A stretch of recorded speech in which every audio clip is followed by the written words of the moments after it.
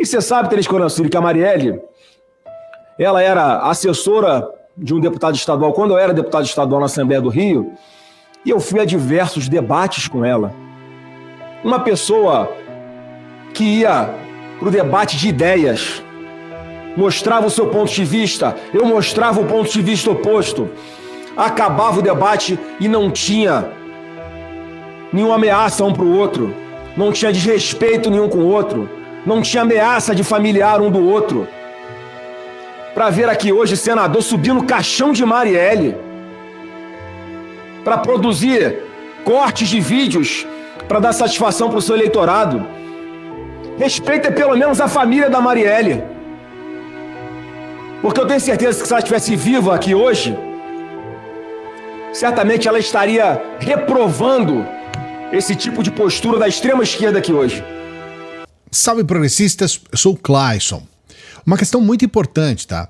A cada pedido de impeachment que os extremistas colocam lá, seja pro Lula, seja esse caso aqui em que eles estão pedindo o impeachment do Barroso por uma besteira, por uma baboseira. É claro que o Barroso, ele falou algo mal colocado, ele falou contra bolsonaristas, mas ele estava querendo dizer contra o extremismo, contra essa insanidade que tomou conta do país por parte desses fanáticos. Mas tudo bem, foi uma palavra que ele não deveria ter colocado, foi uma posição infeliz, tudo isso a gente concorda, eu pelo menos concordo. Porém, tá muito longe disso ser um crime, e tá muito longe de uma fala como essa ensejar um impeachment. Então eles entram com esse troço sabendo que, sabe, é isso que deixa a gente... Eles sabem que isso não vai dar certo. Eles sabem que não vai dar em nada. Meia dúzia, lá vamos colocar um pouco mais de 70 deputados, 2 senadores. Isso não vai dar em nada.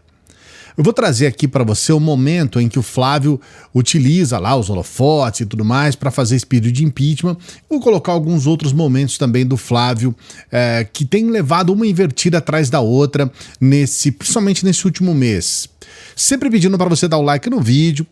Só tô pedindo porque a gente precisa que você dê o like e que você se inscreva no canal. Se você conhece o nosso trabalho aqui, se já conhece o nosso trabalho, dê o like no vídeo, tá bom? Se você não conhece, dê o like e no final, se você não gostar do vídeo, você tira o like. Mas é importante que você dê essa força aqui pro nosso trabalho. A primeira questão que eu quero trazer para você é que desde o começo do ano, desde o começo do governo Lula, a gente tem visto que a oposição, ela está completamente claudicante. Uma hora, sabe, tenta mitar em cima do Flávio Dino, aí dá tudo errado, aí depois tenta fazer questões assim que ficam, no final das contas, patéticas, né? Aquela situação do Chupetinha colocar uma peruca, que depois vira uma piada. Aí depois a gente tem esse Marcos Duval. Ontem, o Marcos Duval, né, o famoso Marcos do Pau, ficou 6 horas dando um depoimento para a Polícia Federal, tentando se explicar para a Polícia Federal em cima de uma coisa que todo mundo já sabe. Não tem muito o que dizer. E esses bolsonaristas, esses extremistas têm passado vergonhas absurdas ali, tanto no Senado quanto na Câmara. O próprio Flávio Bolsonaro, ele protagonizou um momento de vergonha total quando ele quis interpelar o Flávio Dino e levou uma invertida que vai ficar para a história. Olha só. Nos últimos 5 anos, ministros, nos últimos 5 anos, foram assassinados 121 policiais em serviço. Em relação a essa situação do Rio de Janeiro, o senhor sabe, eu imagino que o senhor deve ter mais de 40 anos, e o senhor deve acompanhar essa situação há várias décadas. O senhor mesmo trouxe um dado, o senhor mesmo, na sua pergunta, falou assim, dos últimos 5 anos, morreram 121 policiais. Quem era o presidente da República nos últimos 5 anos? Não, presidente. O ponto não é esse, ministro. Não, mas eu... É porque não, só é importante colocar o raciocínio do Senador Flávio. A ação foi feita para reduzir militares policiais e não aconteceu. Senador Flávio, o ministro está com a palavra. Só isso. O ministro Mas é para ajudá-lo no raciocínio. Ele está levando para o lado que não é a verdade. É porque, na verdade, é uma audiência pública. Os senhores perguntam, eu respondo. Debate eu faço com o maior prazer. Se o senhor me convidar para um debate na sua rede social, eu vou. Vambora, no seu Facebook, combinado. no seu Instagram, eu só tenho que atender 55 convocações e convite do Congresso Nacional. Mas que é um recorde na história do Parlamento. Mas eu vou com o maior prazer na sua rede social e debato lá.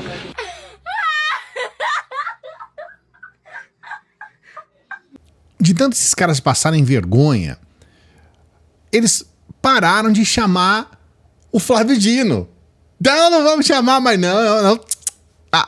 Não vamos chamar mais não, porque a gente tá passando uma vergonha descomunal e tá pegando mal pra gente. Então vamos largar a mão desse trem, não vamos chamar o Flávio Dino mais, né? Foi sempre assim. E aí você vê o Flávio Dino dando essa invertida no seu xará, né, no Flávio Bolsonaro, no momento em que tava todo mundo prestando atenção, falou, bom, agora o Flávio vai colocar uma questão ali e tal. Passou vergonha.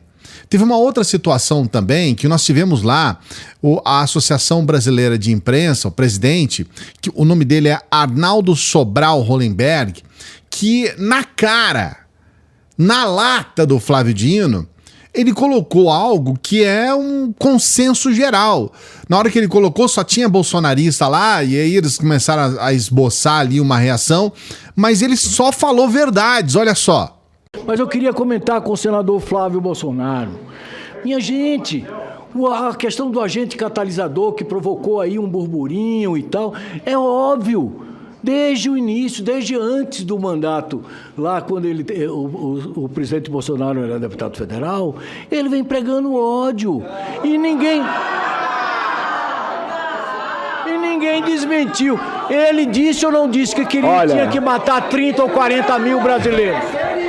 O presidente Bolsonaro, quando era deputado federal, disse ou não disse que devia matar uns 30, 40 mil brasileiros? Por favor. Ele declarou ou não, contra o que prega a Constituição, declarações homofóbicas, racistas, pregou o ódio. Isso é um negócio óbvio, tá dado. Ou aí não tá óbvio? E ele não disse isso? Bolsonaro disse isso. Então não tem essa conversa, sabe? Essa conversinha fiada. Conversa pra boi dormir, como se diz lá em Poços de Caldas. Então, a verdade é que eles têm levado uma invertida atrás da outra. O Flávio Bolsonaro, ele quase se candidatou à prefeitura do Rio de Janeiro. O próprio pai, o Jair Bolsonaro, falou, olha, cara, você não vai se candidatar nisso daí. Não vai se candidatar nisso daí. Por quê? Porque ele sabe que o Flávio Bolsonaro pode passar vergonha. Na última vez que o Flávio Bolsonaro ele se candidatou à prefeitura, só de pensar, já dá... Gente, é até chato falar isso, mas ele, olha o absurdo disso, ele se cagou. Mas isso foi real, não é modo de falar. Ele fez cocô nas calças dentro de um debate. Isso aconteceu. Então, eu sei que é estranho falar isso, porque eu me sinto estranho em falar isso. Mas isso é uma verdade. Ele se cagou no debate. Tem aquela cena dele patética, chorando e limpando as lágrimas. Vou me devair em lágrimas. Cadê a bandeira? Aí ele pega a bandeira do Brasil e limpa as lágrimas com a bandeira do Brasil. Sabe? Então, assim, é patético.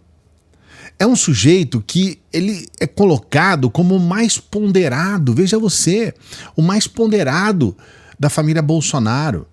E é um sujeito patético. É uma situação complicada porque o que está acontecendo agora? Eles estão tentando se reformular, eles estão tentando se refazer depois do baque. Porque o Jair Bolsonaro, inelegível, é algo que desmoronou totalmente a estrutura bolsonarista. E agora, nós temos o Flávio Bolsonaro tentando novamente tomar a frente dos holofotes e ser protagonista.